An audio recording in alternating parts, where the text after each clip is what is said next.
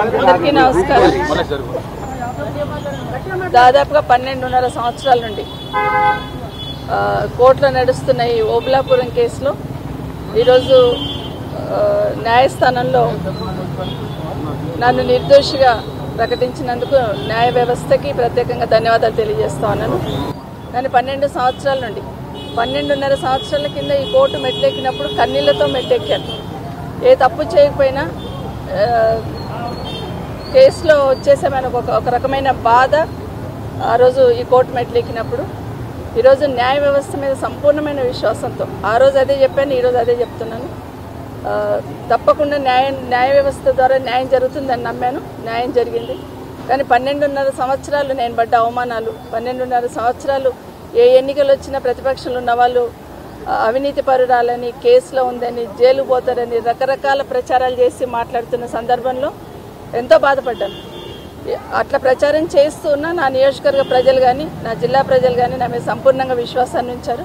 నా నియోజకవర్గ ప్రజలైతే ఎన్ని రకాలుగా మాట్లాడినా, ఈ కేసులను ముందు పెట్టి రాజకీయంలో ప్రచారం చేసినా కూడా నమ్మకుండా నన్ను గెలిపించున్నారు. నా నియోజకవర్గ ప్రజలకు కానీ, నా జిల్లా ప్రజలకు కానీ ఈ 12.5 సంవత్సరాలు నాతో పాటు వెన్నంటుండి ధైర్యాన్ని ఇచ్చిన అందరికీ కూడా ప్రత్యేకంగా ధన్యవాదాలు తెలియజేస్తున్నాను.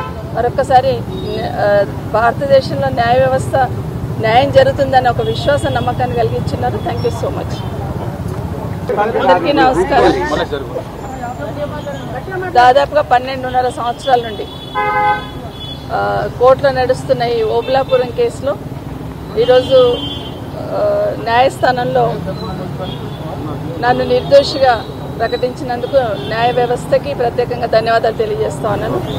నేను 12 సంవత్సరాల నుండి 12.5 సంవత్సరాల కింద ఈ కోర్టు మెట్లెక్కినప్పుడు కన్నీళ్లతో మెట్లెక్కాను. ఏ తప్పు చేయకపోయినా కేసులో వచ్చేసామని ఒక రకమైన బాధ ఆ రోజు ఈ కోర్టు మెట్లెక్కినప్పుడు.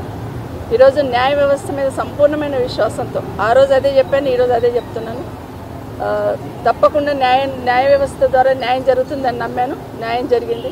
కానీ 12.5 సంవత్సరాలు నేను పడ్డ అవమానాలు, 12.5 సంవత్సరాలు ఏ ఎన్నికలు వచ్చినా ప్రతిపక్షంలో ఉన్న వాళ్ళు అవినీతి పరురాలని, కేసులో ఉందని, జైలు పోతారని రకరకాల ప్రచారాలు చేసి మాట్లాడుతున్న సందర్భంలో ఎంతో బాధపడ్డాను. అట్లా ప్రచారం చేస్తున్నా నా నియోజకవర్గ ప్రజలు కానీ, నా జిల్లా ప్రజలు కానీ నా మీద సంపూర్ణంగా విశ్వాసాన్ని ఉంచారు. నా నియోజకవర్గ ప్రజలైతే ఎన్ని రకాలుగా మాట్లాడినా, ఈ కేసులను ముందు పెట్టి రాజకీయంలో ప్రచారం చేసినా కూడా నమ్మకుండా నన్ను గెలిపించున్నారు. నా నియోజకవర్గ ప్రజలకు కానీ, నా జిల్లా ప్రజలకు కానీ ఈ 12.5 సంవత్సరాలు నాతో పాటు వెన్నంటుండి ధైర్యాన్ని ఇచ్చిన అందరికీ కూడా ప్రత్యేకంగా ధన్యవాదాలు తెలియజేస్తున్నాను. మరొక్కసారి భారతదేశంలో న్యాయ వ్యవస్థ న్యాయం జరుగుతుందని ఒక విశ్వాస నమ్మకాన్ని కలిగించున్నారు. Thank you so much.